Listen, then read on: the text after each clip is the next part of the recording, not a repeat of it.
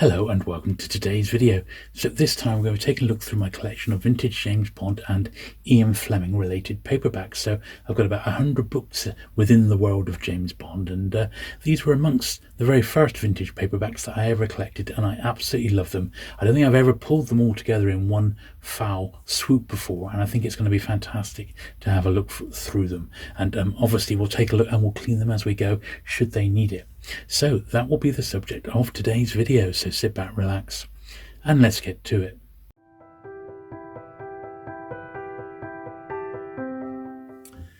Okay, so starting off with the very first book, Casino Royale, and I've got multiple copies of some of these. So Casino Royale in this jacket was published as a first and a second, so that's the first printing there, and that one's all right. And here's the second copy of it. This one's a little bit brighter, but as I recall, yeah, it's got a stamp inside, but it has also got some pencil markings. So this would have been from when I bought it, which is a fair few years ago. I bought that one when I was at school. It's over 30 years ago, and I think I paid £12 for it at the time, which was a lot of money back then, but it's paid off because in actual fact either of these editions, firsts or seconds, go for upwards of £100 each, this book now. So it's one to keep your eyes open for, because it's quite a collectible one. This is Moonraker, the second one. So these will be these initial ones here are going to be in pan published order, and some of them are going to be like later editions of the book, but they retained the same pan number. But that's how I sort of shelve my Bond books. This is one that I've always struggled to find a really nice copy of in nice nick. It is on my list of ones to upgrade, because I'd like my first edition Bonds to be as good as possible, but this one's proved elusive. I just haven't been able to find a really nice one, but there you go, that's how it goes. Here's the reprint of Live and Let Die. This one's got what they call the director's cover. It's a guy called Roger Vernon Hunt. He was a pan director, I think, at the time, and the artist just used him as a model to be like a version of Bond on the covers there. So it's just like a little cover variation. I've got a few of these, different prices, different jackets mainly, so with Bond you can never really stop collecting because there's so many variations. This is a favourite, Diamonds Are Forever. Rex cover again. This is the first of this one. I've got all the British first paperbacks of Bond now. 1958. And they are, as I said, these were amongst the best, or the earliest vintage paperbacks I did ever collect. This one is by cover artist Sam Peffer. And if you were collecting James Bond in paperback, you could go on forever and ever and ever. There's so many. Here's a later edition of Moonraker. This is the Pef, they call it the rocket cover. Very, very nice indeed. And some of these I've had for many, many years. This is like the reset edition from 1956.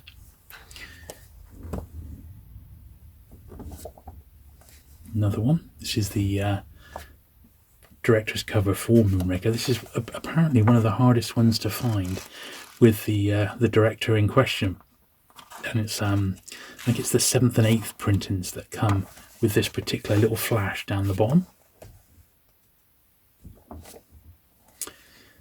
Another great cover, this one by Pef. Lovely perspective jacket there, From Russia with Love. This is one I've usually got out on display in a little pan show card that I've got. I usually rotate that one with a few different titles. This is another one, another take on the same sort of style of jacket. I've been rewatching the Bond films recently all the way through, and I found From Russia with Love to be particularly good still. So good. It ended up being my favourite of all the Connerys. Here's another great book, which I believe, if you read this and then you look at something like Diamonds Are Forever, you can see the influences where Fleming picked up a lot of his ideas. This is a great non-fiction one from Fleming, and I very, very much like it. It's superb. It's just a look at the diamond trade, and it's fantastic. I just love that one, The Diamond Smugglers. So much so I've got a second copy of the first edition because I like to read this one as well. It did get re-released with, I don't think, such a nice jacket with the hand coming out, but by Taylor again. I wonder how that must have felt for the artist, because he did the first and second edition jackets. I wonder what they must have said to him. Oh, can you redo your jacket for the Diamond Smugglers? There we are, and I got one more in this little pile. We've got about 100 paperbacks to look at today, if you can believe it.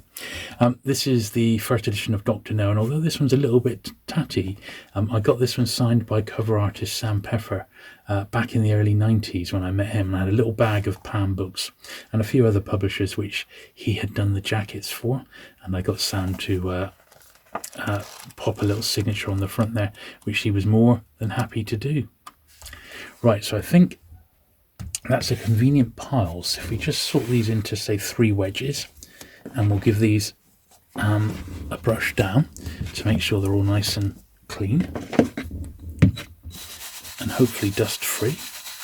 So in my sort of collection room, I keep all my Bond paperbacks completely separate from my other paperback. They got their own shelf, and it's like a mini Bond museum, which I very much enjoy. So some of these have been cleaned, some of them have never been cleaned since I picked them up as a boy. I've never actually gone through and cleaned my Bond books. And look at the dust coming off the top edges there. It always is the way. It's the top edges that are the most badly affected.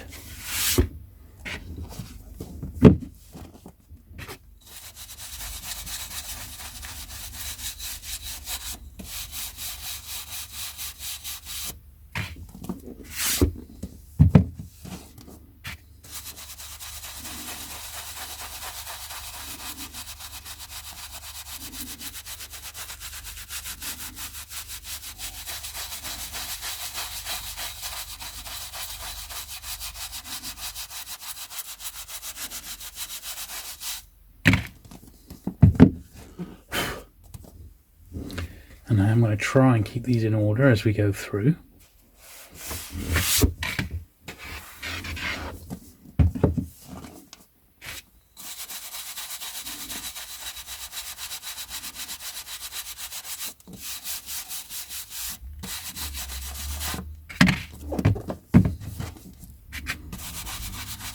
So if you're a James Bond fan, you're in for a treat today.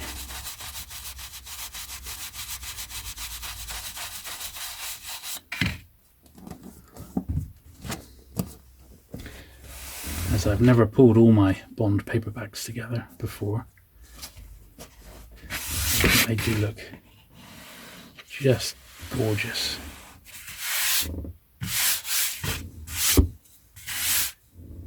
So cracking on, we've got Goldfinger here, and the first edition of this actually came out with Roger Vernon Hunt's face on the front. All of the firsts had that on.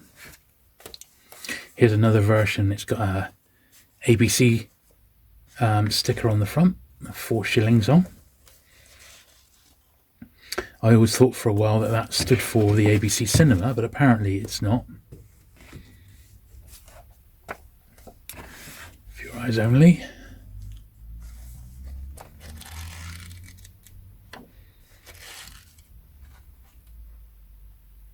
And so far these haven't needed a lot of work at all, and it's probably because they've been upgraded multiple times over the years to try and give me the best possible collection. As I said, some of them are just reprints, some of them have very minor differences. It's Thunderball with the nice bullet holes in the front jacket there. There we are.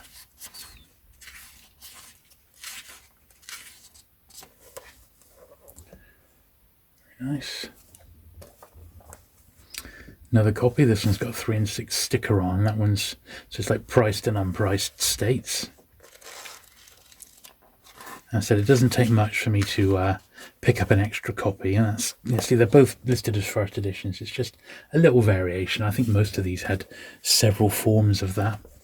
This one's quite nice. This is a Sense copy of the movie tie-in adaptation, or the movie tie-in edition rather. So that's that one, which is quite a nice one. This one I believe is the first, which has got the domino letter inside, which my domino letter is just a facsimile. It's not the real thing, but this was the edition that it came in, which was the first one, which was the 14th printing, which is the first one as the movie tie-in. This one's a later one. It's interesting. I've kept it because it's the 60 cents, but also somebody laminated it, but it's actually kept the covers in remarkably nice condition, unlike my first movie tie-in edition, which is that one, which I am after a better copy of, to be honest. But it just doesn't seem to turn up. Look at that. Look how beautiful the spine should be when it's unread and unbroken. Here's Casino Royale. This is just a later re-release now. As I said, these are in Pan published chronology, not the book's chronology. It's got a little stamp inside there, but nothing I can actually do about that. Here's the first film adaptation of Casino Royale. This was the Woody Allen one and Peter Sellers, 1969. It sort of puts a humorous take on the spy genre. Not a favourite of mine, but it's part of the Bond story, so I've got it. It's a nice cover. These are designed by Raymond Hawkey. This is a very nice one. These are probably the ones I first clapped eyes on, apart from the ones that were in my dad's collection.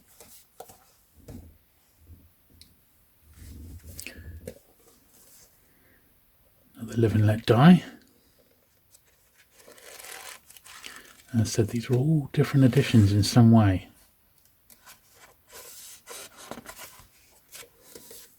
Not too bad. Another great one here with the sort of the hand in the desert sand holding a few golden coins. Great cover, isn't it, that?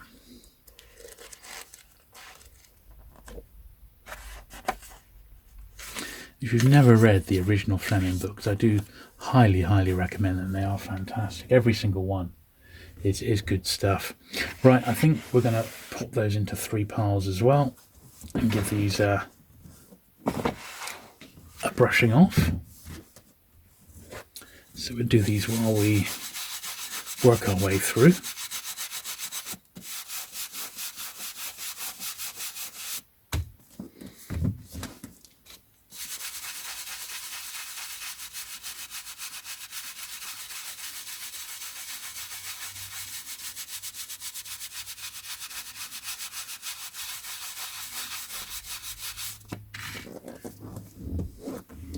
Lovely. I'm going to slide these up there, make, I think, probably 4 rather large piles of James Bond.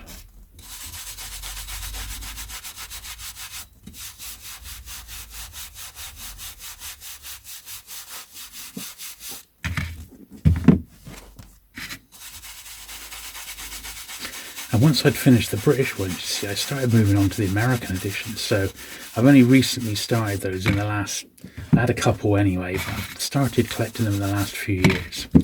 And I've had reasonably good progress, to be honest. I've probably got about over half of the Fleming originals now in American paperback first, and they're quite difficult to find over here, but I've got a few. So we've got them to look at today as well. Movie tie-in editions, all sorts. And some of the later, just a handful of the later Bonds by Non-Fleming related. Lots of books about Bond and Sean Connery and things like that. Some great ones are those to look at. There was so much published in the 1960s.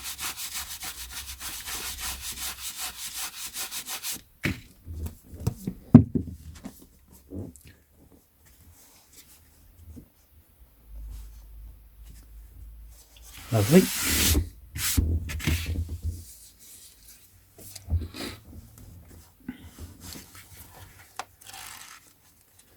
Another Moonraker. A little bit worse for wear, that one. I don't think. Yeah, I think there is. I think there's room for a bit of glue in there somehow. So we're gonna. These spines are multi-layered.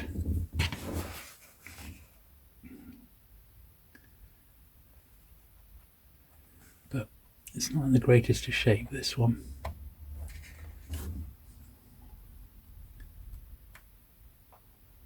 And that is very, it'd be better off without it. It's like a little ball of something there, which is not great. There we are. Right, so let's get a tiny slither of glue on the end of my screwdriver. Just going to pop that initially in that first layer.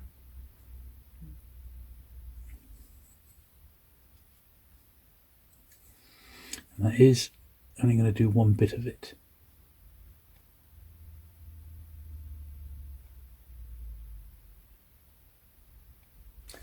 Now we need to do that again because it's like different ply, the different layers of the paper. Then we need to do that again into there like so. And this should tidy that bit of spine right up. Although it's got quite a big spine roll and not a lot we can do about that.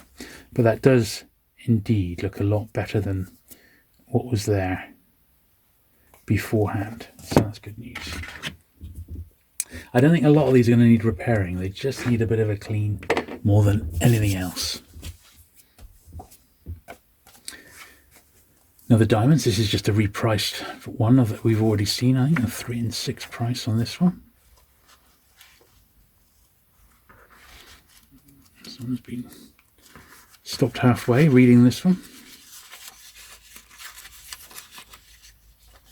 And there was a time you could go into any sort of charity shop or jumble sale and easily pick up a set of the Bond books because they had such big print runs, and they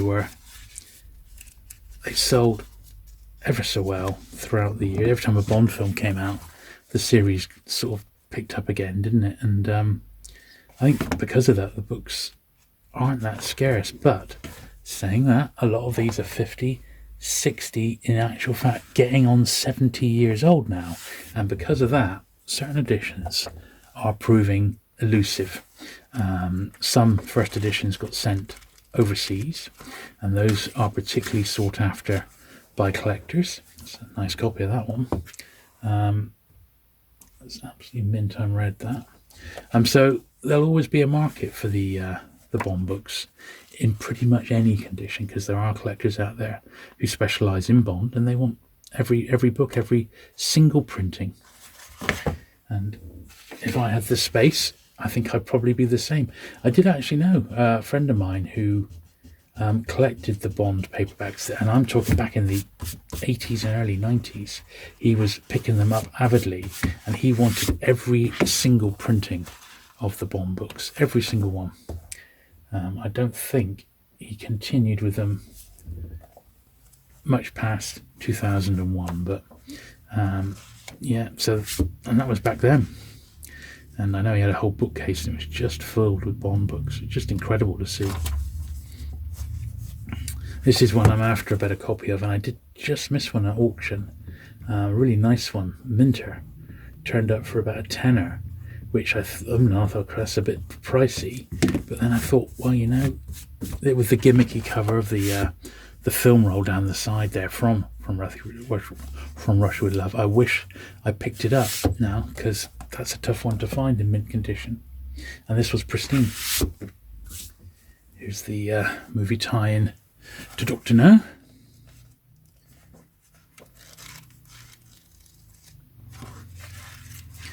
Yeah, thankfully these haven't needed so far too much work, but looking at that one there, that actually does need a little bit of glue in the top again, so Good old Mr. Pritt.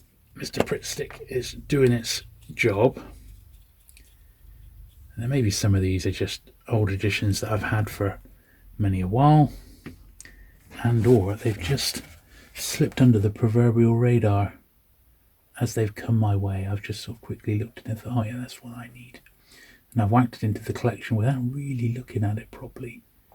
And that's why I'm enjoying going through my collection on this channel and catching these books that have missed quality control, shall we say, and or I've just had for so long they've never really been cleaned, and they're now finally getting the treatment that they deserve. There we are. That looks good. And I know that people love looking through the Bond books. I mean, they're just so great, aren't they? And so many of these I've never ever shown on the channel, these later ones. So it's nice to finally get them out and share them. That's another nice copy of that, a Dr. No. Here's a movie tie-in edition to Goldfinger.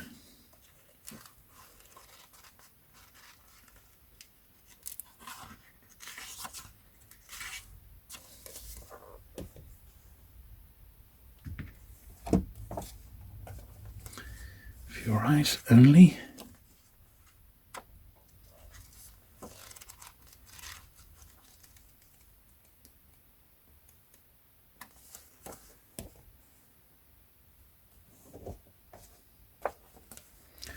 Another one, different printing of this one.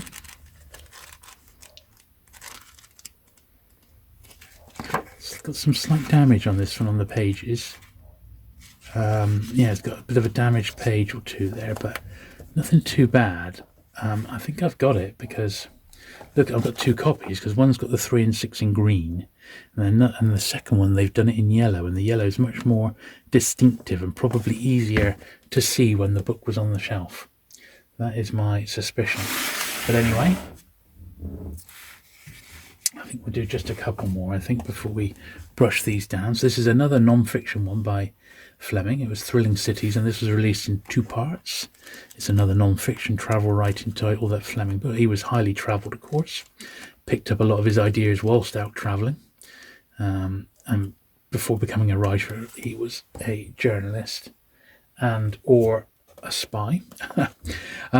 This is the fabled first edition of On Her Majesty's Secret Service. Some crazy prices going for. There's 3 different editions of the first, and I believe I've probably got the most common one. But even so, I'm not worried about it because it only cost me 50p. There we are, first edition. A copy recently, and when I say recently, it was in February 2022, so that's how recent. Sold on eBay of that very book for £1,800. So there you go. It was mint, but it was just the ordinary first edition. So there you go. So I ought to at least have that one in the bag, really, shouldn't I? But yeah, it was one of the real tough ones. Well, it is the toughest one to find. There is no other harder Bond book to find in first edition. Although Octopussy, I think, is very difficult to find, but doesn't go for anything like the same sort of money. So that one is tough. Also, You Only Live Twice, the movie tie-in edition. That one came with a dust wrapper, which is very difficult to find. That's an expensive book. You know, I haven't got that one, but that's like £1,000 book, which is a lot of money. But On Her Majesty's is the scarcest. I've still yet to see a Fleming Pan sign. They do exist, I know, but he died not long after the Pan series became very popular. But I think there are a few signed Pans out there, but I haven't seen one in a long time, and certainly not one offered for sale. You know, but with any sort of provenance, you know. So I guess I need to be particularly careful with my copy of On Her Majesty's Secret Service, since it's supposedly so valuable. Well, not supposedly about it. I've seen it. I've seen it with my own eyes sell multiple times now for over £1,000. But that latest one at 1,800 was a real revelation. Okay, so we'll slide the first top two off there, and we shall make a fresh pile over here, like so. Pile number 3. And I think we're still, if you can believe it, we're still not halfway through. So carrying on, we got On Her Majesty's Secret Service. This is like a second or third printing, I believe. Yeah, this was the 5th printing. I believe the first 3 are unpriced, but don't quote me on that. Here's the 2nd volume of Thrilling Cities. The non-fiction title. There we are, photos and stuff inside.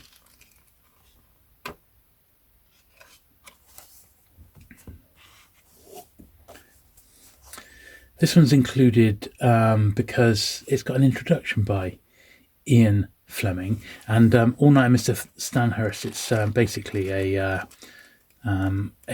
book on gambling, which Fleming, you could say, was a bit of an expert on.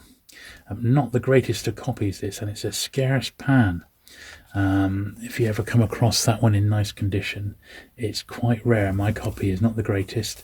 I've had it for literally decades, and it's the only one I've ever come across, although it's not like one that I've had on a wants list or something looking to find, but even so, it's scarce.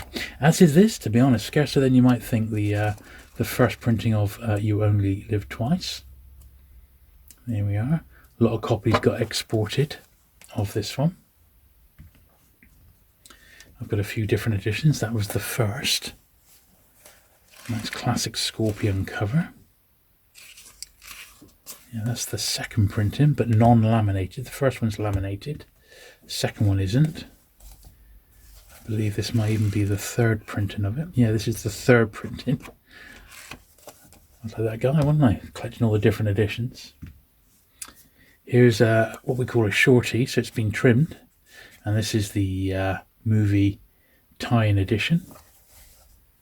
As I said, there is a version of it which has got that jacket on, which is printed in that jacket, but it's then got a dust wrapper which has got the movie images on, and that's very scarce, and I don't have a copy of that one. That's one of the bits I am missing in my collection. So this is a 2nd printing, which was that one, trimmed down, and they put a brand new jacket on it. So that's the story behind that. My first of Man with the Golden Gun, another one which I think is scarcer than people perhaps think, although I do believe of the later ones, Octopussy is the hardest of all. But still, this is scarce, and you know, if you thought Goldfinger was the easiest to find, Goldfinger or Thunderball in first, I think these are deceptively scarce, and that's the first. This is another copy of the first, but this is an export copy. Rather, this is a Canadian copy that was actually printed locally in Montreal. Well, it actually says it's published by Pan Books in Ontario. But yeah, this is the Canadian one, so it's on really rigid paper, and like a lot of American books, it's ever so slightly smaller dimensions than the British. This is a Non-Fleming. It's the James Bond dossier by Kingsley Amis, and once again, these copies I've had for many years, and I really do wish I had picked up better ones of late. So maybe this is when I'll get round to upgrading. But he's all there. It's a nice little book. Kingsley Amis was friends with Fleming, and he was the one, rightfully so, I think, who got to do the first non-Fleming Bond work in Colonel Sun. This is another one, the Book of Bond. This is also by Kingsley Amis under the pseudonym William Bill Tanner, Lieutenant Colonel. And look at the Bond phenomenon.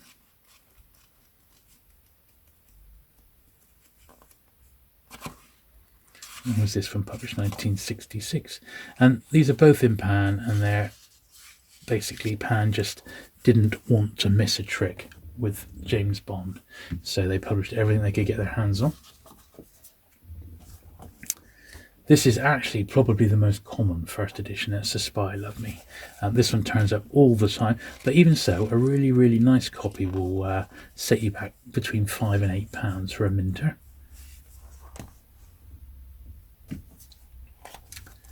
I've got a couple of editions of it. That was the first we just saw. That's also the first, so a couple of copies of that. But it looks like, I always keep one at least for a reading copy. I think this is much, much tougher than people give it credit for, Octopussy. I had to get mine from a book dealer in Australia, and when it came, it had an incredible spine roll on it. It was like read a million times, but I whacked it in the microwave and was able to bend the glue back. There's still a little bit of spine roll, but very, very little. And sadly, it was before I started filming my restoration videos, because boy oh boy, I couldn't believe how good it came up. It's got a little bookseller's inventory there, so I missed that first time round. So I'm going to rub out just the little numbers inside there. Carefully does it. I'm going to grab this one and lean on the cover so I don't bend the cover of Octopussy back too far, but this is coming off very, very easily. There we are. So yes, the first normal pan edition of Octopussy is, I believe, much scarcer than people give it credit for, and it's one to look out for. Here's the later edition. This one is the second printing, much, much more common. And then my last copy of Octopussy is once again a Canadian one with 60 cents on the front. It's like not an export one, it was just one printed in Canada. I'm just looking for the printing history. Yeah, Ontario again. Right, so let's give these a dust down and add them to the pile.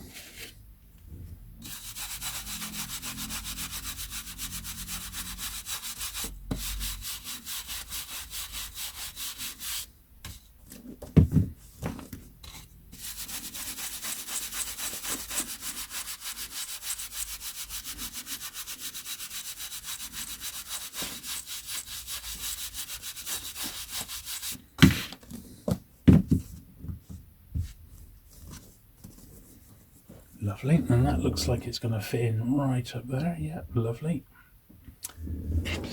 These ones.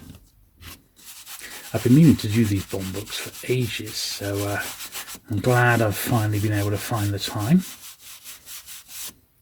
to give them the once over.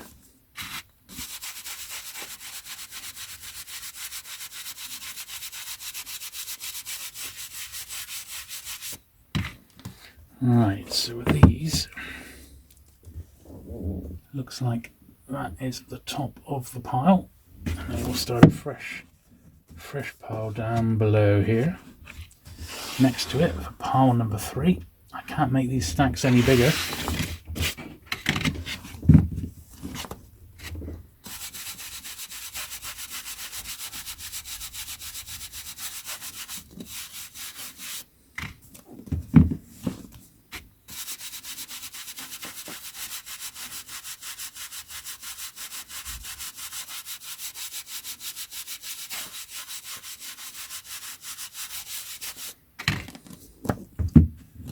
Lovely. Some good dust and dirt came off those ones, I can tell you. Lovely. Okay, so we're still not quite on the home stretch, so let's get the next little batch. So this is, I mentioned it just now, Colonel's Son by Robert Mark, and this is the paperback first. So this is a really nice unread copy of this one. It's a real cracking novel as well. If you've never read Colonel's Son, Kingsley Amis really hit it out of the park, and it would have been nice for him to have written a few more, but his own literary career was also flying, so I guess he didn't want to be tied down with another person's character. But my suspicion is he must have got offered an awful lot of money to do a brand new Bond book, and that's why he came up with that cracker. So my personal favourite James Bond movie of all, On Her Majesty's Secret Service. Absolutely love this. And my big regret is that I never got this one signed by George Lazenby. I met him twice. I mean, he's still alive, but I met him twice at various fairs. And for some reason, I never took up my my pan. I don't know why. I would have loved to have had a signed one. This is another one that's so difficult to find in first edition. Now this one appears to be lacking a little bit of the cover luster. So whether when we get to polishing these it's going to come back, I don't know. But because of its all black cover, a bit like on Her Majesty's in actual fact, it's a tricky one to find with a nice spine in that, which this one has got. It's also got a little 35 pence in, so we're going to rub that out. How very unsightly of it.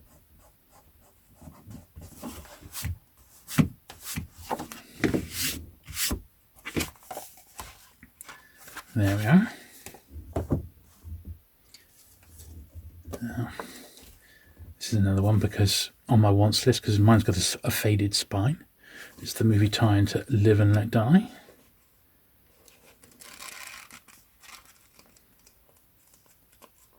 Used to be very common, this, and now copies seem to be harder to find, but it's 51 years old. That's what I keep forgetting, you know. It might just seem like a modern new paperback, but it's so ancient. Now this one I'm going to have to open, but it's I kept it bagged because it's signed by Maud Adams and Britt Eklund, who I've met them both, and I desperately wanted to get Roger Moore before he passed away to finish that off, but sadly didn't get a chance. I've got Roger Moore's signature on a couple of books that he wrote, but I never got to meet him in person, which was one of my big regrets because he sounds like such a nice chap. So this one I can't imagine is too bad inside.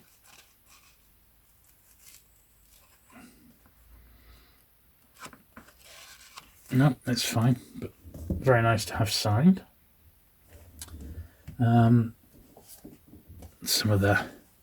A few of the later pan editions now. I'm still pulling this run together when I see it. Got to admit, I've taken my eye off the ball. What I generally do is every sort of 2 to 3 months, some of the series that I'm collecting, like the Bond books, or I don't know, the Ed McBains I'm trying to get a set of at the moment, I'll go around and I'll check all the editions that I'm missing or that are online, and I'll see if there's any sort of what I call low-hanging fruit, which is a few well-priced bargains that are to be had, and that's when I tend to grab them. But I do tend to wait. I don't do it every week or even weekly, you know, or fortnightly or even monthly. I do it sort of as and when time allows and I'm in the mood. So all these Bond books have been, I've got every single one catalogued and all the different editions that I've got, and as they turn up, I'm ready to pounce should they come my way. But the last few Bond books that have come my way have been bought in little collections, and I've needed to sell on the doubles because I've just been doubling or tripling up, which I don't want to do. I just want different editions. And these are it's all okay, actually, better than I remember. Here's another one. Now this one, yeah, I think these came after those. Difficult keeping on top of all the different series that got released. It's the most modern one we've seen so far. This Coronet for Diamonds Are Forever. I haven't got many of these, but it was just one that was in the collection, so it's ended up in the Bond run. Of course, nowadays they're in Penguin, aren't they? And they're in those beautiful Penguin modern classic liveries. It's just superb. Now we got a little run of non-fiction again. So we're on to some of the more interesting Non-Fleming titles now. It's got a little name inside there, John Garland.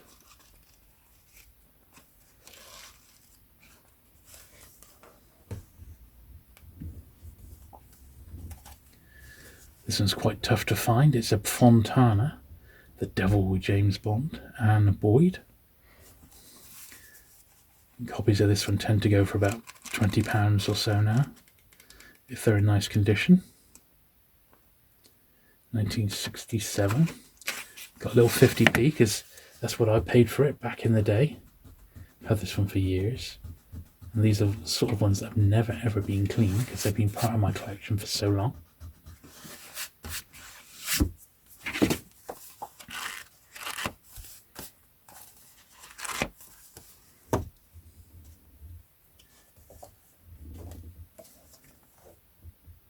Mayflower books. This one, Mayflower Dell, The Man with the Golden Pen.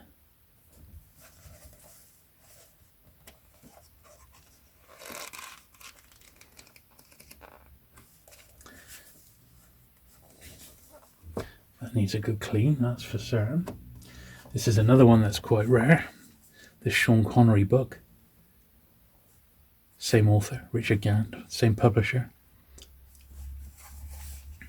It's another one that goes for a good £20 when you can come across it. Quite a scarce little novel, or non-fiction I should say.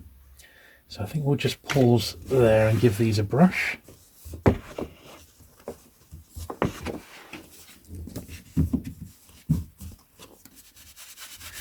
And I think when you see them like this sort of spinal, they do look just lovely, don't they? They are a real jewel in my paperback collection. I absolutely love them. I have to say, I really, really do love my Bond books. Always have done. And I'm sure I always will.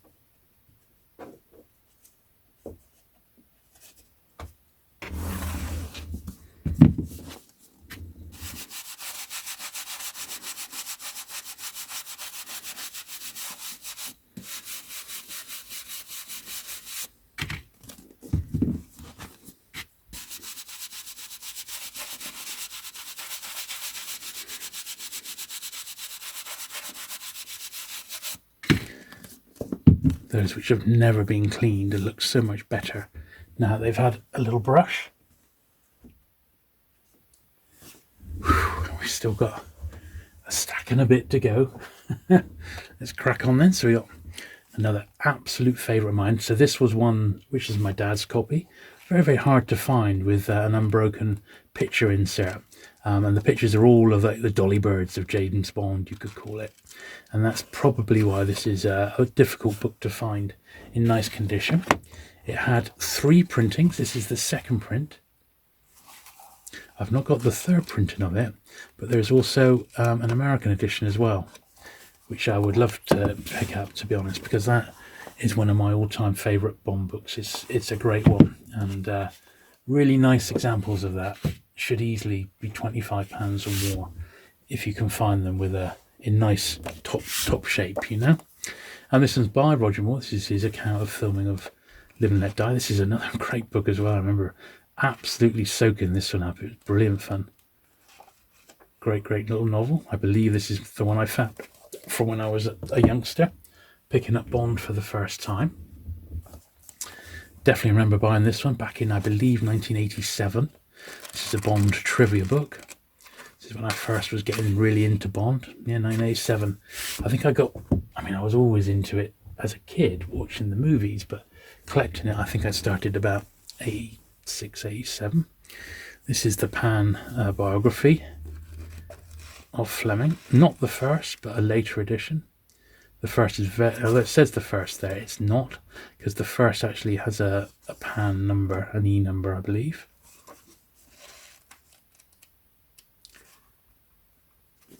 Quite difficult to find that in first edition. In fact, in any edition in paperback.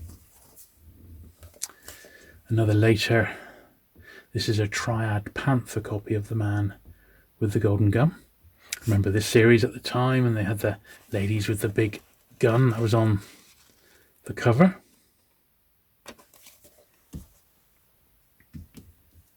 Like another sub-series that people collect.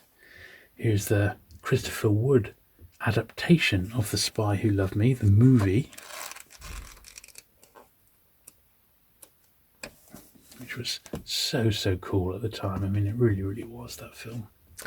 And the same author did Moonraker as well, the book of the film. So these aren't just the Fleming ones, because they're so different. It's got a little £1.25 in. probably my original price that I paid for it. Yeah, because those two are so different from the books, the original books, I think they had to just draft Christopher Wood in to do his own sort of take on it, you know. John Gardner, License to Kill, with the underrated Bond, I think, Timothy Dalton. He played it very. If you've ever read the Fleming books, that's how Dalton played him, wasn't he? He was the last Bond to smoke, for example. Bought these more recent ones I bought as they were being published. Goldeneye.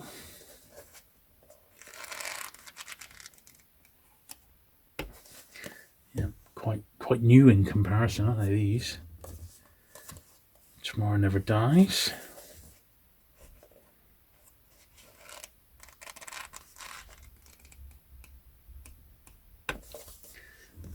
Okay, well that pile's big enough, I think, to get some brushing done.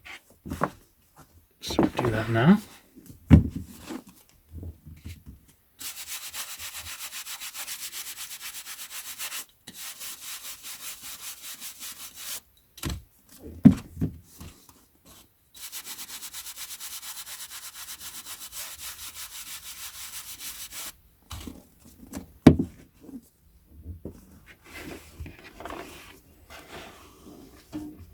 Having to make a bit of room on the desk here to fit these this last stack of Bond. Well, it should be just about fit on the last stack, I'm hoping.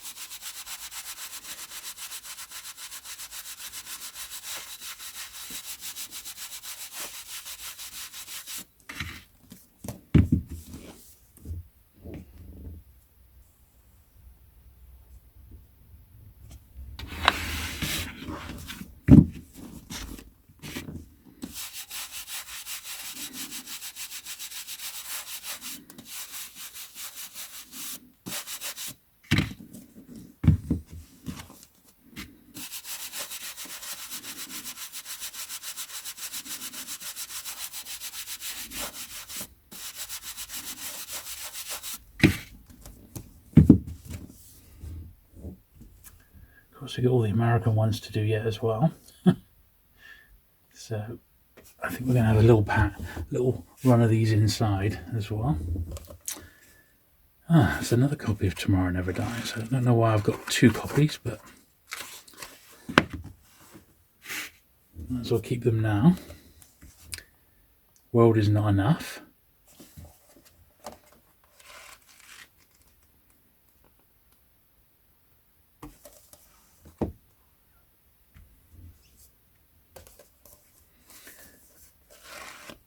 Another Day.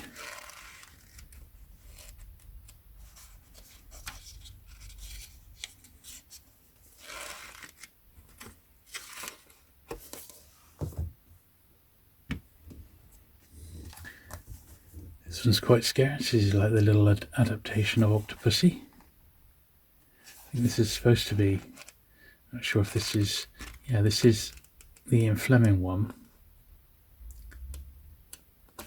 But just in this Triad Granantha library, I think these are quite scarce. There's another one in that run as well, I believe. It might be For Your Eyes Only. And they sort of released that, I think, as like a film tie-in. This is a slightly later one, John Gardner.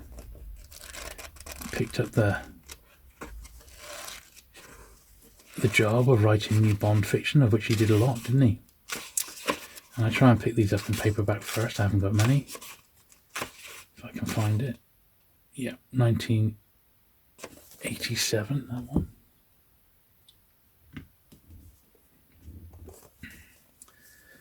Slightly later one, this one's mint and unread. So it should be absolutely fine.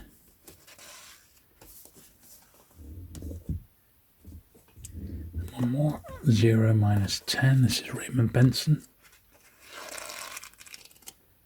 Yeah, a bit of spotting in that one, that's a shame, but apart from that he's alright. So let's give these a brush. Then we'll move on to the American editions. Then we'll be almost ready for our polishing session. So we're almost there.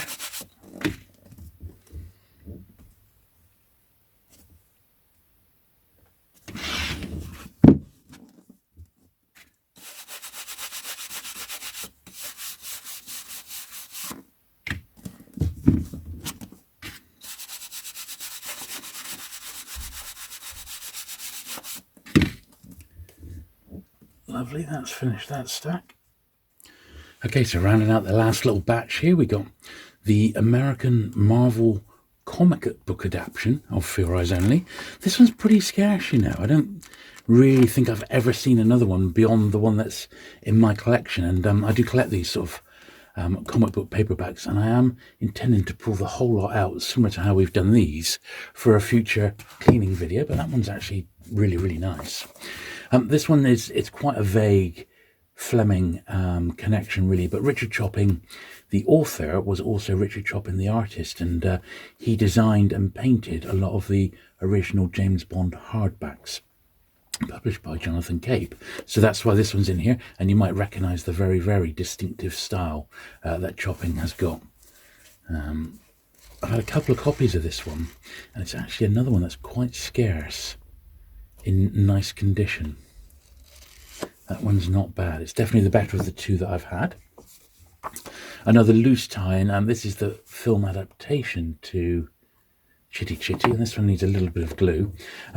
So Chitty Chitty was originally written by Ian Fleming in a series of 3 children's hardbacks, and it became a movie which was produced by the James Bond team, in fact, you know, Cubby Broccoli and Eon sort of productions. This one's quite dried up down the bottom there. And although this isn't the Ian Fleming original, it is sort of Fleming related.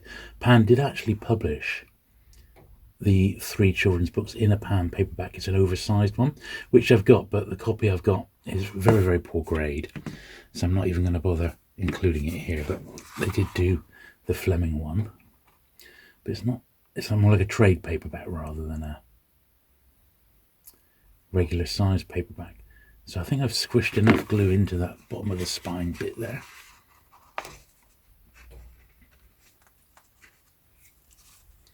There we are. Not the greatest of copies of that. I actually thought I had a better copy of Chitty Chitty, but evidently I don't.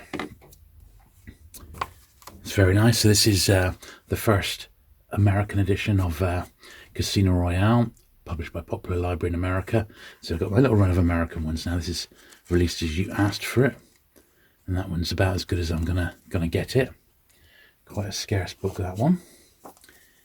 Here's the American Moonraker, released as Too Hot to Handle in the States. That's a beautiful copy of that one, so very, very pleased with that. On Her Majesty's, it's a Signet now. This one's got some writing on the back there, which is not great. I've only just, well, I say only just, I've been looking to complete the US set now that I've got the British set lit, and it's a work in progress at the moment.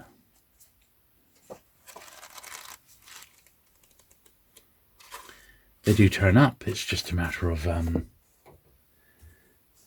being available to grab them at the time. Goldfinger here. So these are all American first edition paperbacks. Various publishers. This is 1960. So slightly out of order, these. I've got 2 copies of You Only Live Twice. This one's got the flash on to denote the new Sean Connery film, but I believe these are both first editions. Yeah, July 65, this one.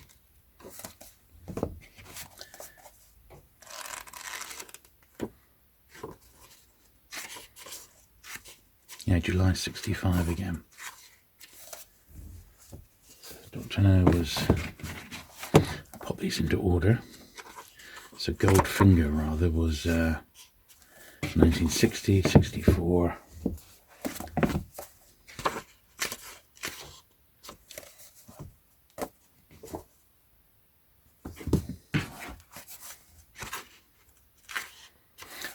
1966. Then we got a Octopussy. I think this is probably the easiest one to get your hands on in the American form. I've had a couple of copies of it. 67, that one.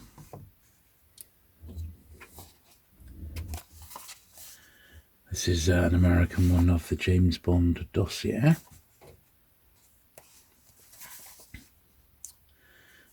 Certainly much harder in the UK to collect the American editions, but they are out there.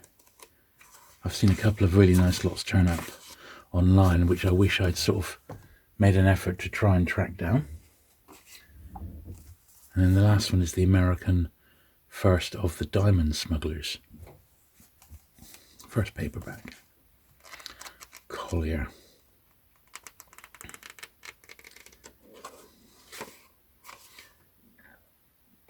(1964), that one. So there we are. So that's all the books sort of repaired. I need to give these most recent batch a little brush off. So let's pop these into two piles, being particularly careful with these early ones here. You Asked For It is probably the most expensive paperback we've got here today, to be honest. Well, no, that would be the British Honour Majesties, wouldn't it? But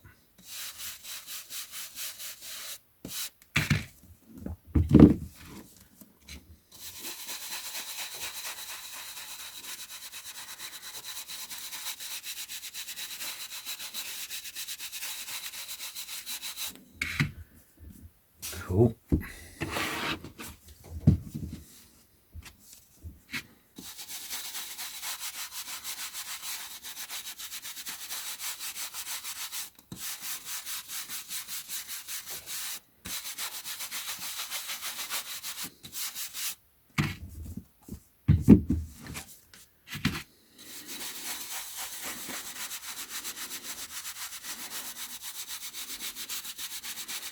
Lovely. There we are. So that's the initial lot done. So now I just have to go through and give them all a bit of a polish. So let's get started. Okay, so I've got my polish here. We'll get to a nice clean bit of the cloth. And I've got some Mr. Sheen, but I'm not going to spray it directly on the books. I'm just going to spray it initially quite lightly onto my cloth here. And I'm just going to give these the once over. Now some of these are not going to need very much at all, so it's going to be quite a light process.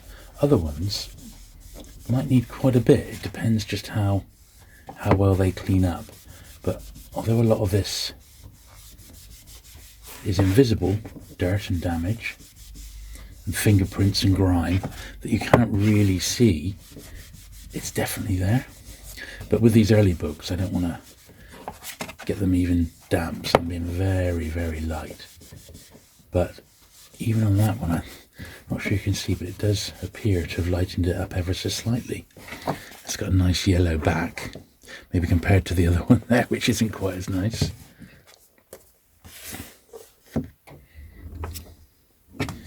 Now Moonraker's one, which has actually got quite a shiny jacket to it. Once again, we're just playing this very, very delicately, which is actually all we can do with these. I don't want to put too much on them at all, because they're not, overall, they're not too bad anyway.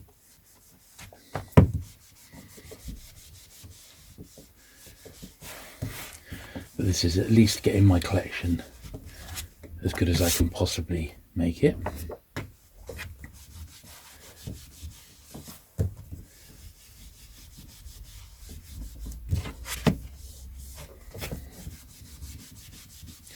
And some will inevitably be worse than others, but we'll deal with that as we get to them.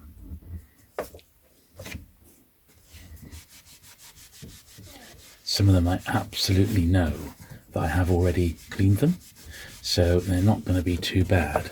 But this one, I haven't got all the director's editions, but I know that this one was one that I got within the last 12 months, so I know it's been through the process. But sometimes it doesn't hurt to have an extra an extra little polish. Whereas this one, I don't know if it's ever been done, because it's one that I've had since I was a boy. So I'm not sure if I've ever given that one the clean at all. Feels like it's got a bit of water damage at some point, because it's got that rippling sound. But that's okay. And I think if you ask any sort of bond collector, they never stop collecting, so you're always on the lookout for better condition copies, or copies that are even more unread than the ones that you've got. I do strongly suggest, if you collect the bond books, to have a reading set backup. Now, I think, personally speaking, I think the latest Penguin editions with those gorgeous covers, they've been released as Penguin Modern Classics, are absolutely beautiful. I think they're really, really great books. However, for me, when I read an original Fleming book, it has to be in a pan edition. And I think the reason for that is because this is how I originally read them. They were in these sort of very editions, and for that reason alone, it just doesn't feel right reading one of these bond books any other way. Which is, I know, absolutely crazy, but it's just like that little sense of nostalgia, I think, But hey, indulge me in my crazy ways.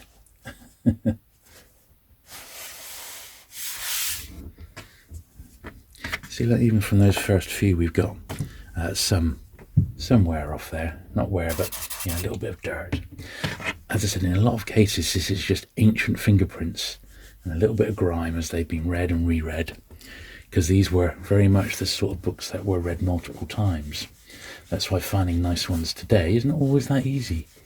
And having followed the books and what they sell for online, these are A, highly collectible, and B, really, really nice copies are going for an absolute premium, particularly if they appear to be unread, They go for big money. Much more so than you might think. They go for a real premium. Even some of the later 60s and 70s ones, if they're immaculate and unread, they're fetching supreme top dollar these days. But when you see them all together like this, it's not difficult to see why they're so collectible. They're just fantastic. There's so much about them that is evocative of, well, James Bond being James Bond, the 60s, the classic covers. They had an awful lot going for it, and it's made them what they are today, which is some of the most collectible paperbacks out there.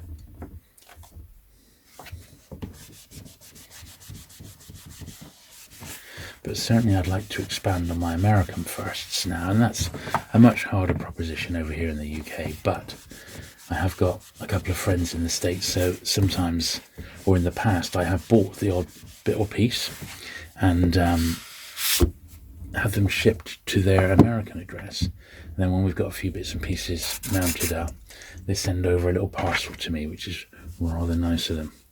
Now, this one I have to be super careful on because it's signed by the artist Pef on the front, so I'm going to be very, very careful and just sort of clean around the signature.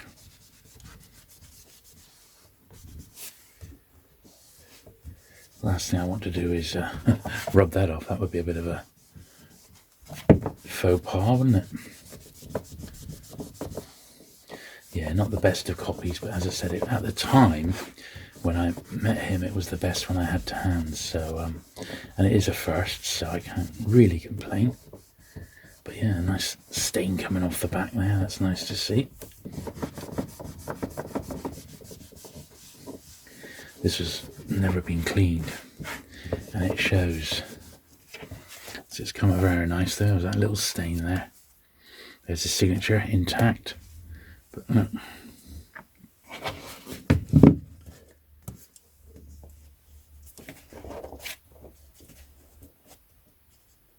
Getting these all in line.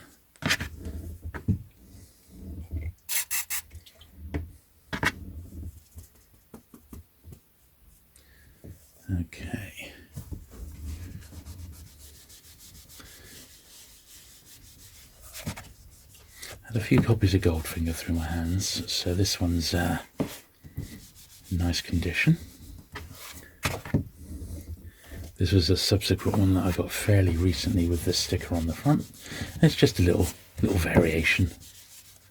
As I said, with these I'm happy to keep the variants just for a bit of fun. And what I have got is like a little Bond mini museum for these paperbacks. They've got their own space in the collection.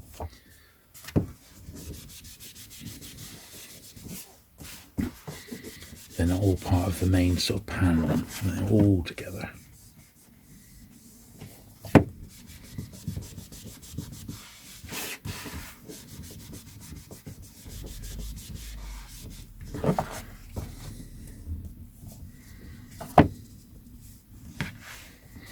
And as we work our way through these, the bit of duster that we're using is getting a bit more impregnated, which means I don't need to stick so much on each time.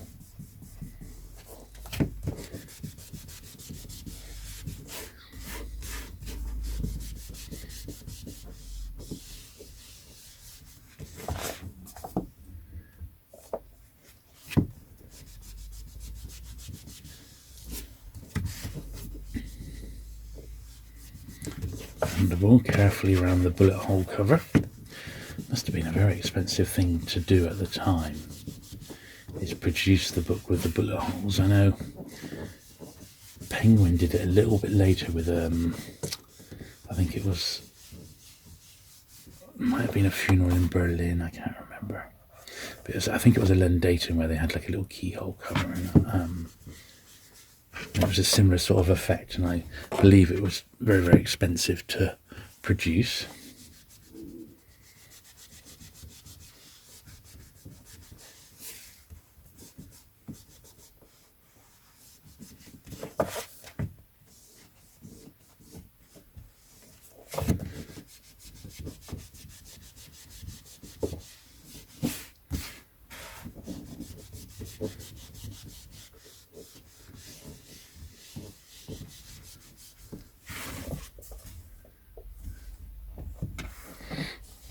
Tiniest little bit of gluing needed there.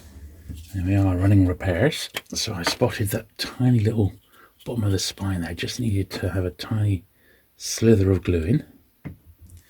So I'm just going to grab that right now, since I want these Bond books looking as good as possible.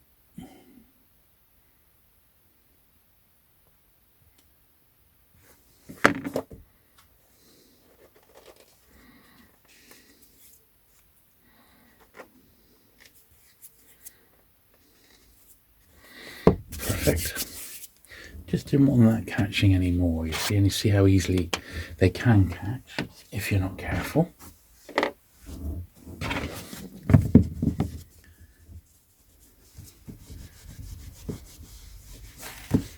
This was that laminated copy export of Thunderball, which, although laminated, had survived in nice condition because of its lamination.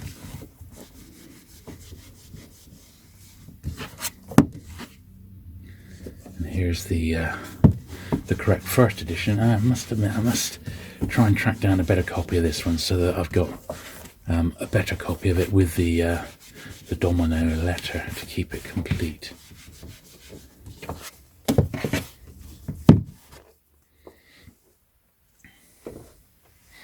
Trying to keep my stack clear there.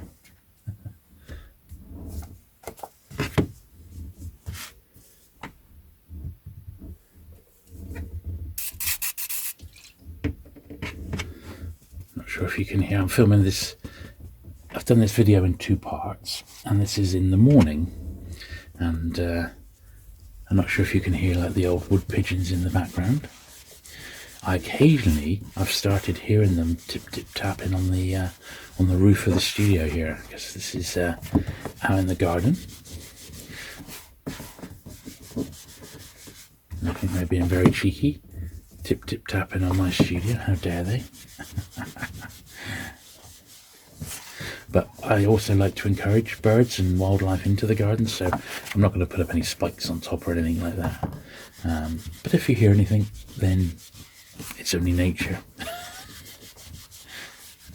What I don't like is when big fast cars drive by, or bikes. That's what really annoys me, motorbikes, because they don't sound so good when you're chilling out and watching one of my vids.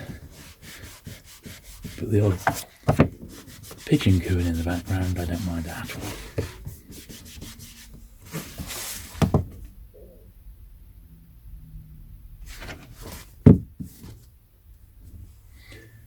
There we are. So I think that pile is well and truly done. So I'm going to slide them over there, like so. Start on pile number 2.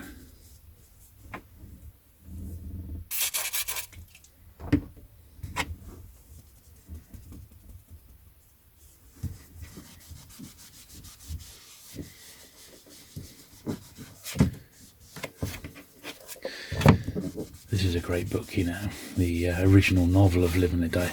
Not a great deal to compare it to if you've ever watched the Roger Moore film, but the book is really quite something, and I think quite violent, perhaps one of the most violent books of the series.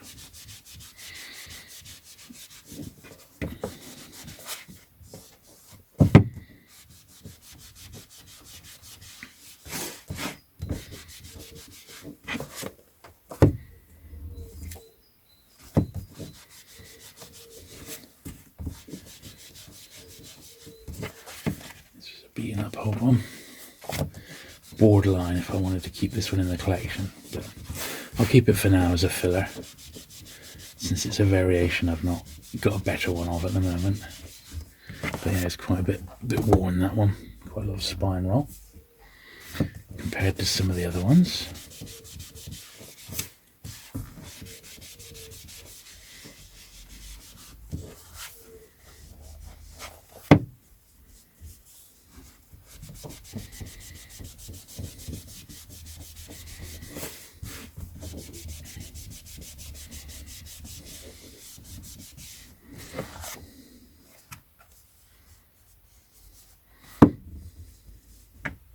It's got a bit of sticker residue, which I'm just going to dab a tiny bit more on, just to see if I can break it down a little bit.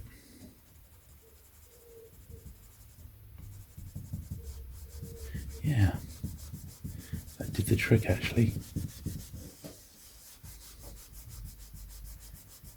There we are. Yeah, it's a little bit over there and it's come right off. Still not the greatest of copies, but it made it look a little bit better. However, this Diamonds Are Forever is an absolute beauty. There's still a few key books that I've just not been able to come across at a reasonable price. There's a really nice edition of Goldfinger, which has got like a Rolls-Royce silver shadow sort of emblem on the front, on the bonnet. And there's a version, is it, which one is it? It must be, I don't know, one of them's got a nice picture of a Fabergé egg. There's a few different ones, so I've not got them all these different reprints, but as I said, I've got, well, everything that you've seen here. I've pretty much pulled all my Bond paperbacks together. But so this is a good little, I reckon I'm 3/4 of the way to having like a full collection with the different covers and things like that. Certainly of the earlier ones. Definitely some need upgrading, and that's absolutely fine. I don't mind that at all. As I said, it's the thrill of the hunt. But I'm really, really glad that I filmed this one today, so that I've now got a really good record of exactly where I'm at with my Bond collection, you know.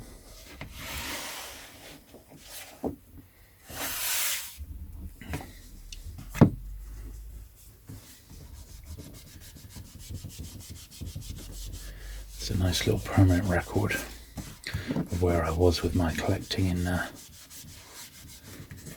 April 2022. But what you see here is pretty much a result of about 30 years collecting, but not that's whilst collecting lots and lots of other things, as I'm sure you know.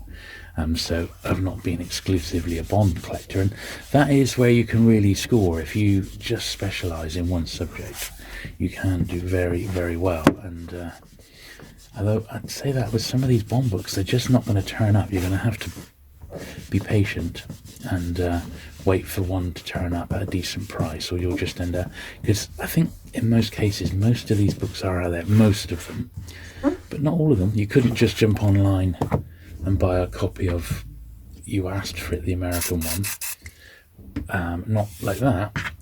You might, if you had unlimited pockets, you could probably find one somewhere online, but I wouldn't say they were easy to get your hands on. Whereas the British Casino Royale, there's always one or two online.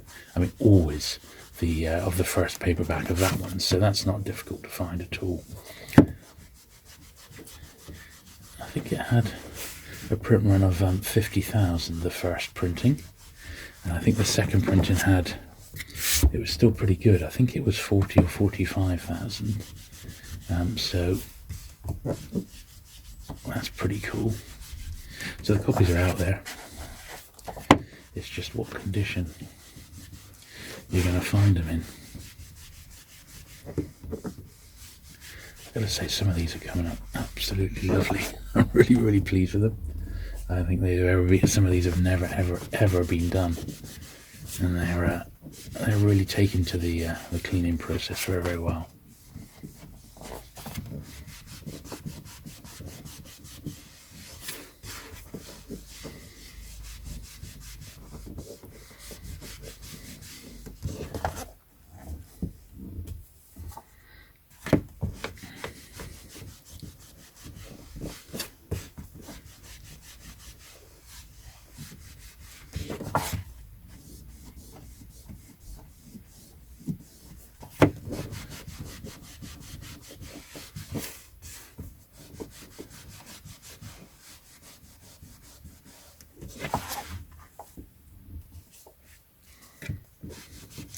Best be careful with this one.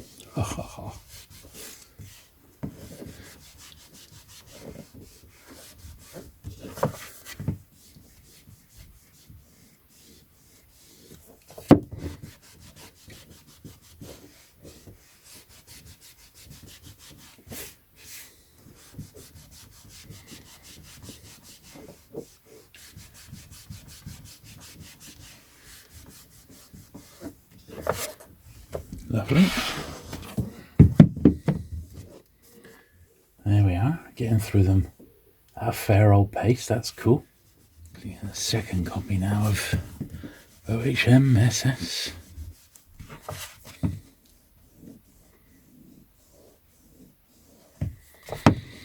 Got to grab those spine rolls, because that's usually where cigarette smoke historically collects on the spines there.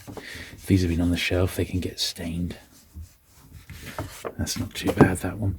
The trick is to find that really, really nice, that light bluish snow colour on the spine. Then you know you've got a real minter.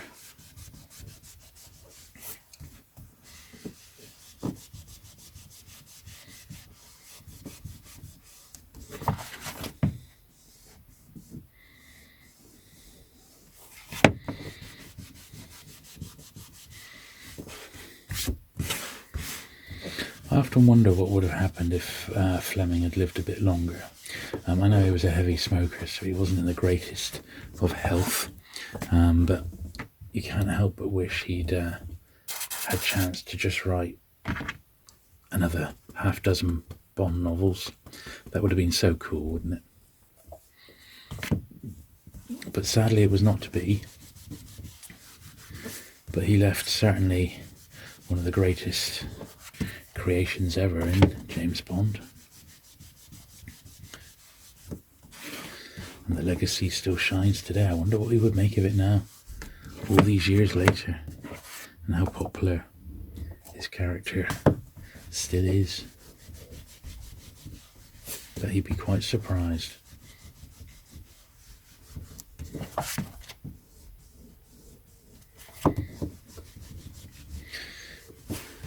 It's interesting, this first edition of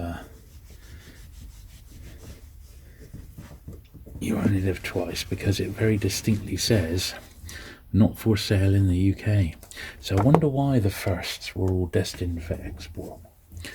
I think that's a question for someone to have a little look at in the Pan archive, although the archive isn't exactly massive by any means, but it does exist, and like original sales and printing histories are on there, or in there rather, and things like that. But I wonder why the first printings are all destined for overseas. Who can tell? Something that still happens to this day, in actual fact.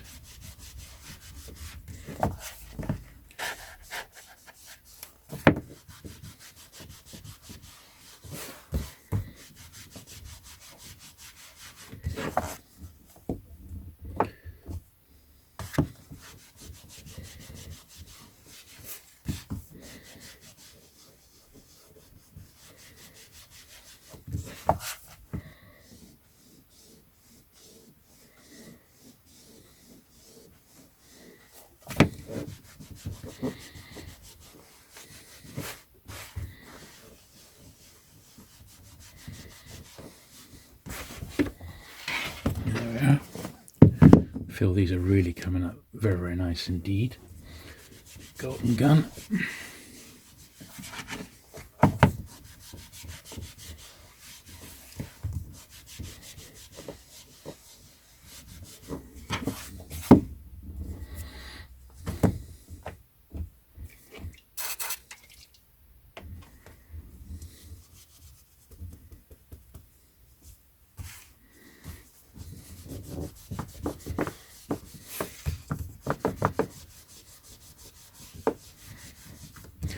Here's that Canadian one.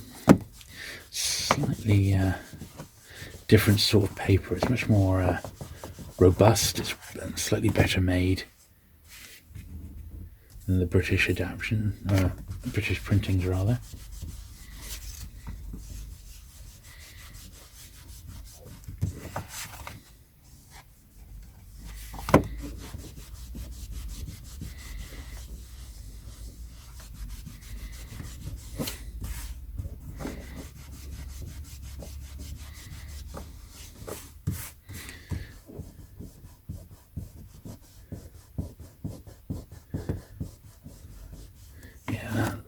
Would have had a British sticker on there, and that's going to take a bit more than my Mr. Sheen to get that off. Some lighter fluid and stuff like that, I think, is what's required, and I'm not going into that today, but I will bear that in mind. It's actually one that's in such a poor shape for such a great book. I wouldn't mind picking up a better copy of it, but it's my original one, or rather I reckon it was my dad's original copy, and I inherited it along with my mum's Agatha Christie collection.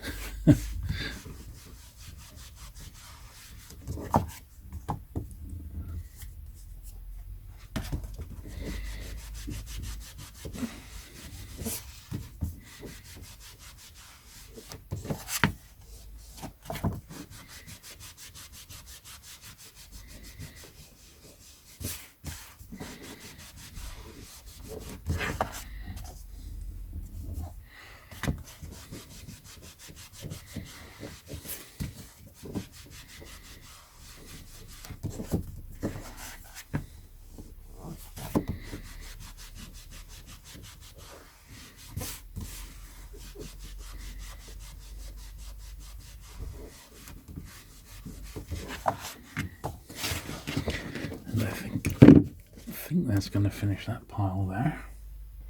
Yeah.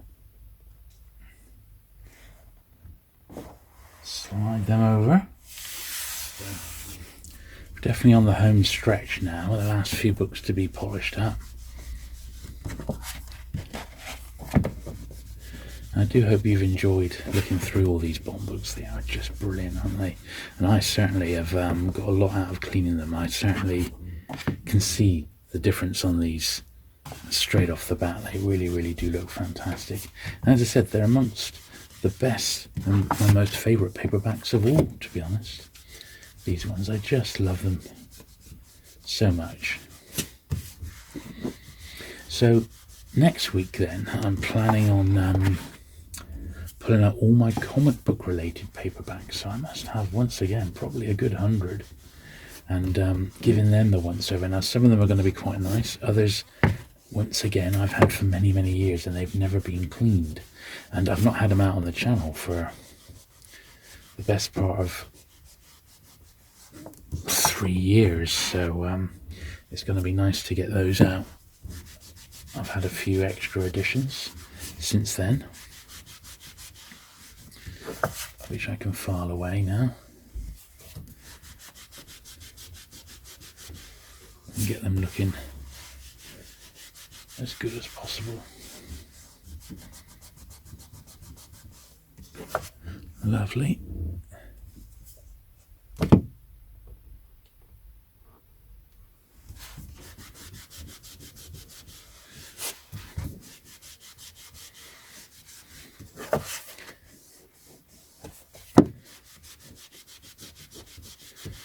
Yeah, nice edition of this On Her Majesty's film jacket.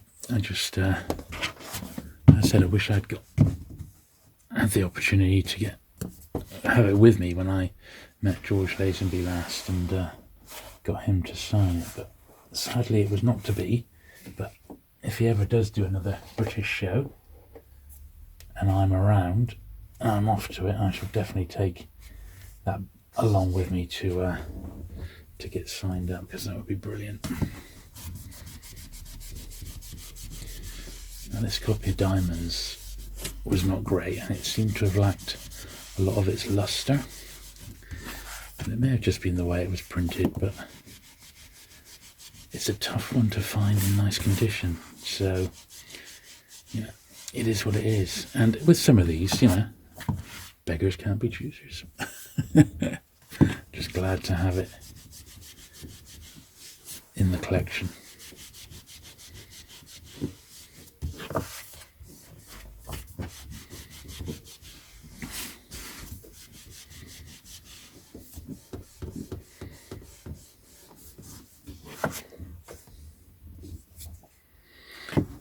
I'm not going to really clean that at all because of the signatures.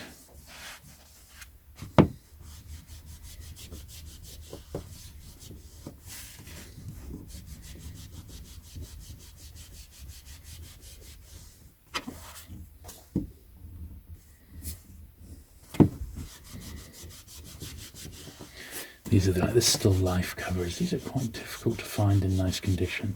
I wonder how well they actually sold, you know, but some people have got them in nice condition, just I haven't. For me, I've not had much luck with these with this particular run. Just not many come my way since I've been looking to put a run together. They did do a very nice box set of some of them as well, like a slipcase. I think it wasn't many. There's maybe five titles in it, but it's still nice to get that.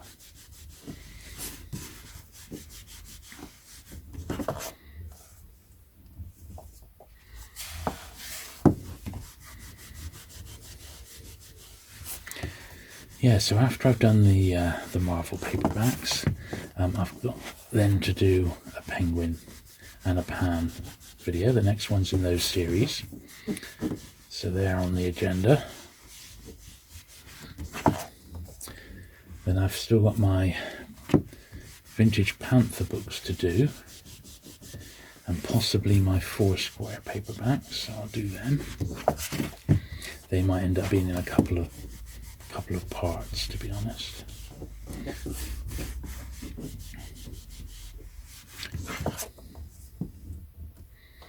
But we'll have to see.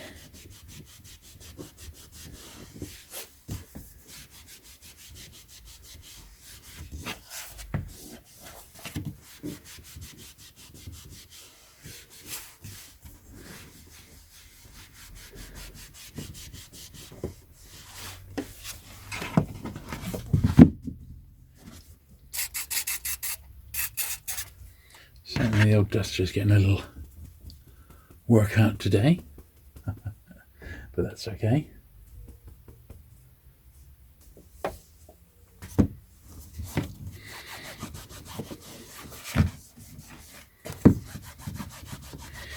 And if you are interested in the James Bond books, I have done some videos on these on my main channel, where I look at the first editions and I look at the James Bond British hardback annuals.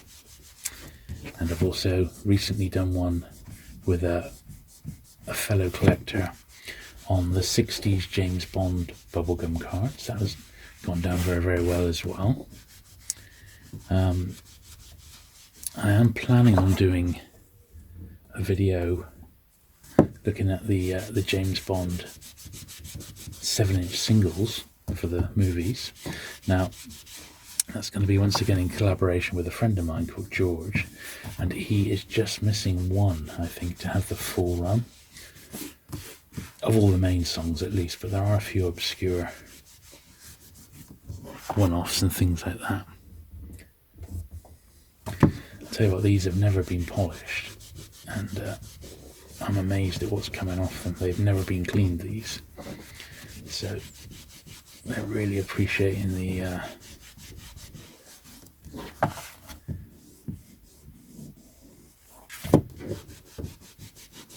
attention. That one there from Anne Boyd, that's I believe that's quite a scarce one, that.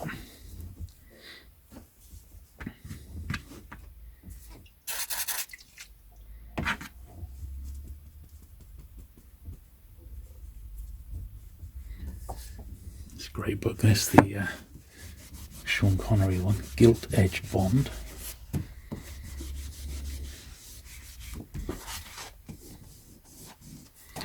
As I said, this one goes for about £20 apparently nowadays. And I can believe that with its all black cover. You do find that books with a black cover tend to mark up. So that one's not perfect, it's got that crease down there, and that really shows up. And that is absolutely super typical of books with black jackets.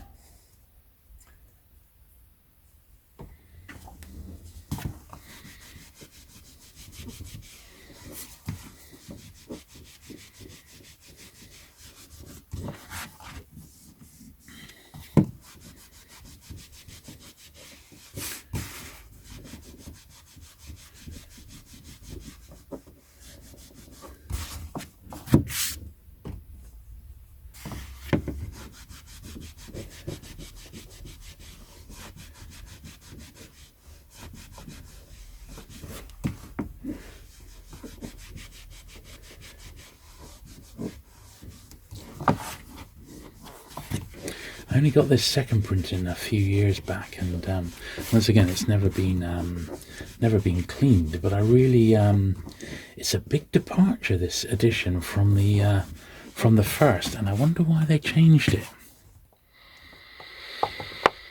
I'd love the American printing of it. So if anyone of my viewers can track me down the American printing of For Bond Lovers Only, I would very much like that.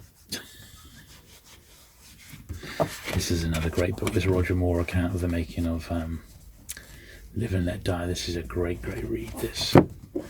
Really entertaining.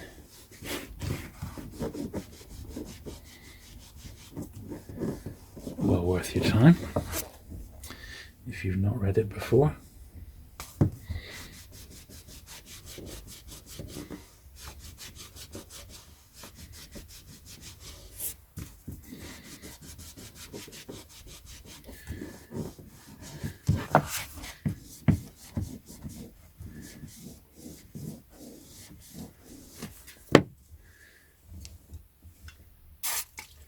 Straight on the book for this one, but it can handle it because it's got a fully glossy cover, you see, so I'm not worried in the slightest.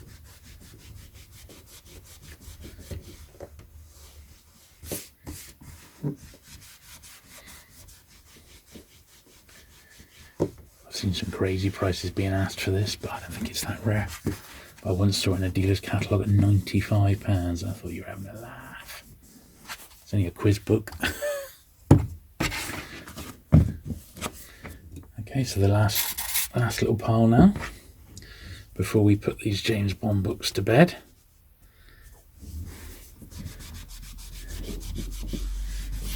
And I believe we've done a very, very good job today. These have come up absolutely lovely. I'm over the moon with their overall condition. I mean, they're really, really great. So I hope you've enjoyed looking through them as much as I have. Certainly, it's a great fun part of my vintage paperback collection, and I've never ever fallen out of love collecting these Bond books. And I think if you're looking for something to collect, they are a great, great series. Although there's going to be a few difficult ones if you want them in all in first edition, and that it's not something that I would relish starting from scratch. If you've got a few already, just check what editions you've got and things like that, and you might be surprised and well on your way to having a nice run, you know. So but the days of finding these seemingly in the wild do seem to have gone. The books have dried up, and I suppose when you think of their age, when they turn up in charity shops and that, the people doing the sorting, I don't think are really, even if it says, you know, James Bond on the front, I don't think they're really registering. They just think it's an old book and it might just get thrown in the bin, which is a shame. But that is seemingly what's happening in some of these charity shops now. The books aren't getting sorted very well, and unless it's something brand new with an with a $5 or $6.99 cover price to show the book was new, I think generally we're losing a few now, just because the people doing the sorting just don't know what they've got more than anything, you know. There we are. So we're starting our last pile. License to Kill.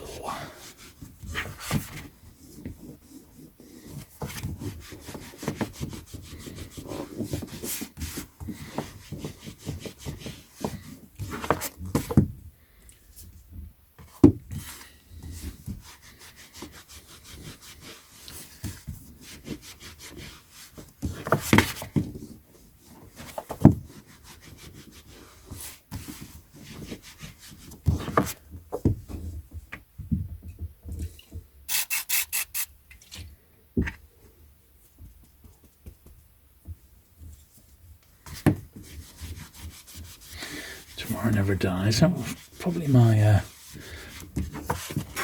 my least favourite of all the Bonds. I liked Terry Hatcher, but she was ill during most of it. She came down with the flu. I didn't really go much on the villain, and Brosnan just seems to be sort of walking through it. Nothing really too special. So consequently, not the greatest, but not bad, but just not the greatest. Because, you know, I like all the Bond films, but that one is not one that I particularly like.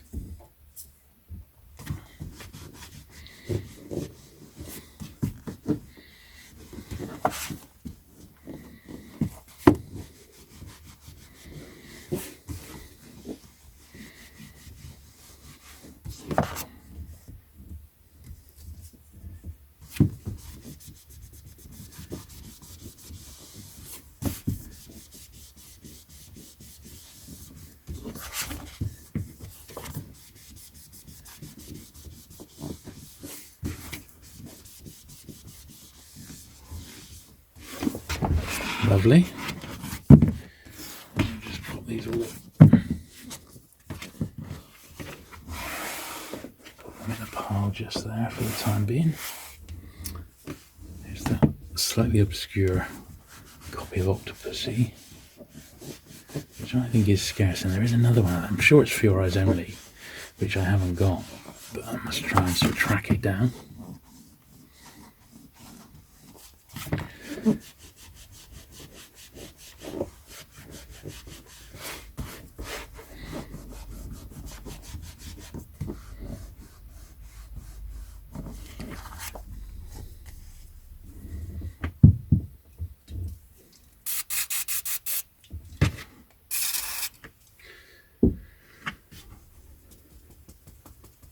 Duster drying out here a bit.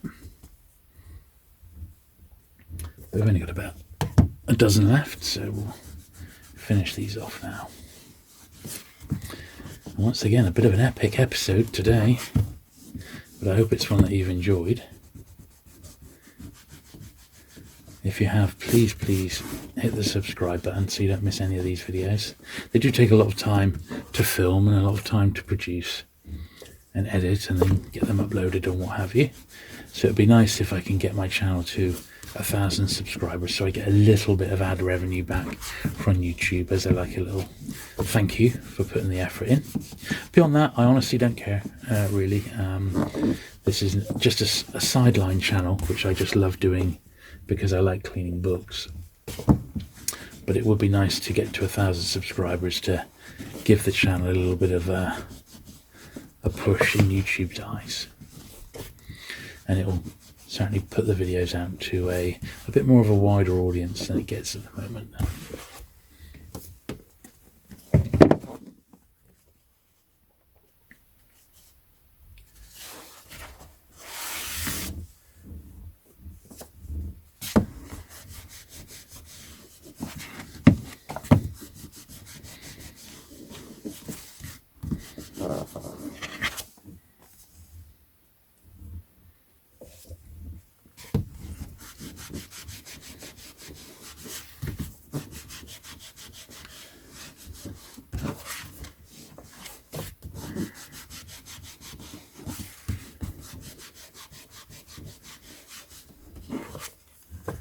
Can't get too mad on some of these because they're quite fragile.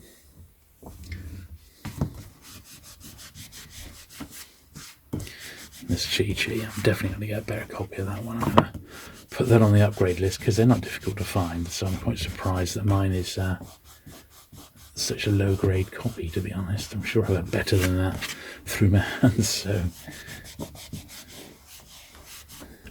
as well as this being a little exercise in cleaning, it's also a little stock take of the collection. I'm not going to do much with this. This one's already in beautiful condition, so I don't need to do anything with that. They're very expensive, so tread carefully, as it were.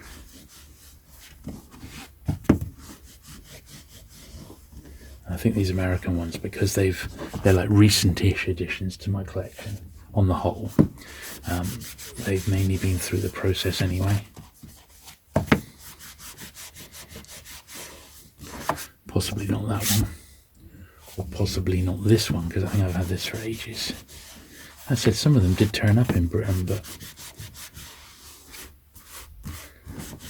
certainly not the early ones. They're super scarce.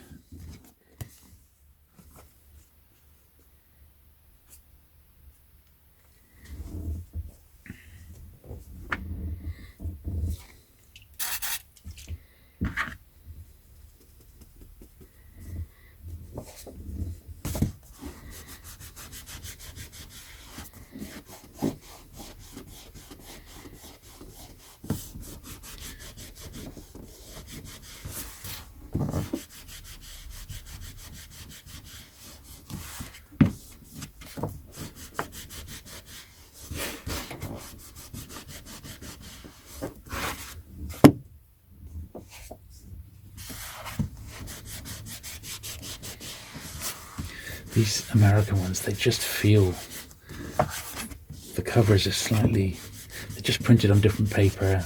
Covers are like a different texture. They're a bit thicker paper than the British ones. I reckon they were a bit more lavish in their day. But when you come to clean them now, they feel different. It's weird. It's a difficult thing to put your finger on, but they do definitely feel a little bit different to the British ones.